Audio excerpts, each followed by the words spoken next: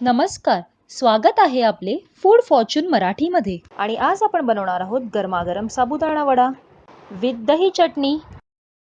तेल वडे तळण्यासाठी. यासाठी आपल्याला लागणार आहेत 6 हिरव्या मिरच्या. त्यातल्या 3 हिरव्या मिरच्या आपण वड्यांसाठी वापरणार आहोत आणि 3 मिरच्या आपण दह्याच्या चटणीसाठी वापरणार आहोत. 1 डहाळी कढीपत्ता, कोथिंबीर. ह्यातली अर्धी कोथिंबीर आपण वड्यांसाठी वापरणार आहोत आणि अर्धी कोथिंबीर चटणीसाठी वापरणार आहोत. अर्धे लिंबू. 1 कप भाजलेले शेंगदाणे, त्यांची साले आपण काढून घेतलेली आहेत. ह्यातला पाऊण भाग आपण चटणीसाठी वापरणार आहोत आणि पाव भाग वड्यांसाठी वापरणार आहोत. अर्धा कप दही घेतलेला आहे चटणीसाठी. मध्यम आकाराचे बटाटे जे आपण उकळवून घेतले आणि त्यांचे साले काढून घेतले आहेत. चवीपुरते मीठ. येथे मी सैंधव मीठ घेतलेले आहे उपासासाठी. 1 टीस्पून आल्याची पेस्ट, जिरे 1 टीस्पून, 1 कप साबुदाणा जो मी रात्रभर भिजत घातला आहे. सर्वात प्रथम आपण दह्याची चटणी बनवून घेऊया.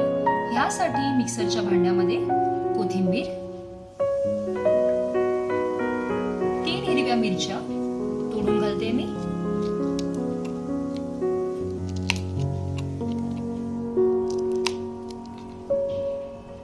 पाऊण वाटी शेंगदाणे,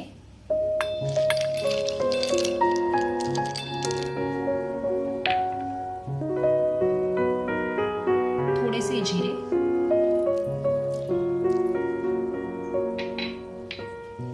चवीनुसार मीठ,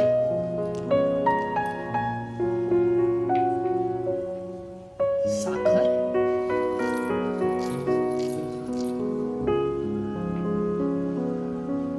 आणि दही.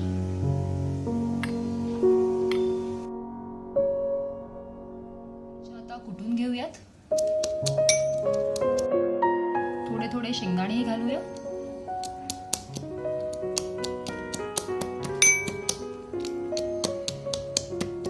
आणि अशा प्रकारे शेंगदाणे आणि मिरच्या यांची भरड बनवून घ्या.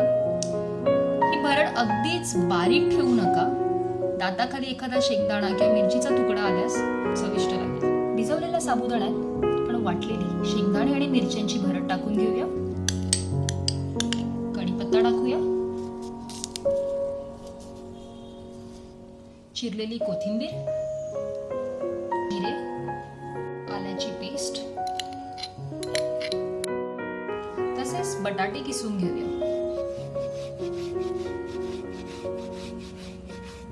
चवीपुरते मीठ, साखर आणि अर्ध्या लिंबाचा रस घालून घेऊया.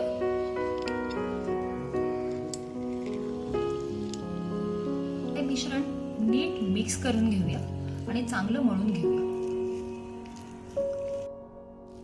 हे मिश्रण मिक्स करून झालंय. आता आपण हलक्या हाताने मळून घेऊया. करताना हाताच्या तळव्यांना पाणी लावून घ्यावे जेणेकरून साबुदाण्याचं मिश्रण हाताला चिकटणार नाही आणि मीडियम साईजचे बॉल बनवून वडे तयार करून घ्यावे.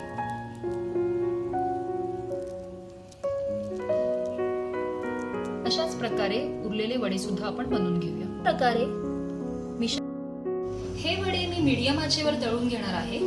जर का आज तुम्ही मोठी ठेवली तर वडे बाहेरून तर करपतील आणि आतून कच्चे राहतील. तेल तापलंय की नाही हे बघूया. तेल चांगलं तापलेलं आहे. आता एक एक करून आपण वडे तेलात सोडूया.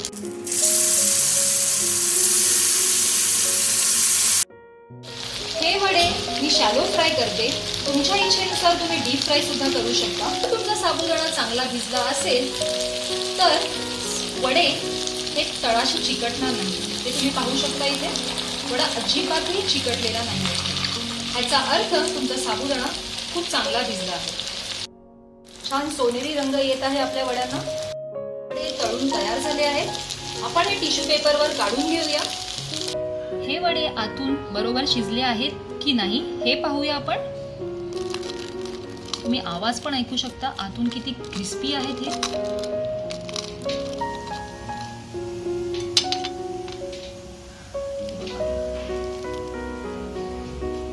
अगदी मस्त शिजली आहेत. गरम वडे दह्याच्या चटणी बरोबर सर्व करूया.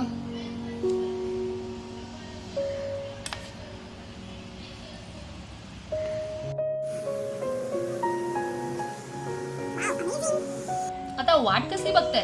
अटॅक करूया. Attack soldier.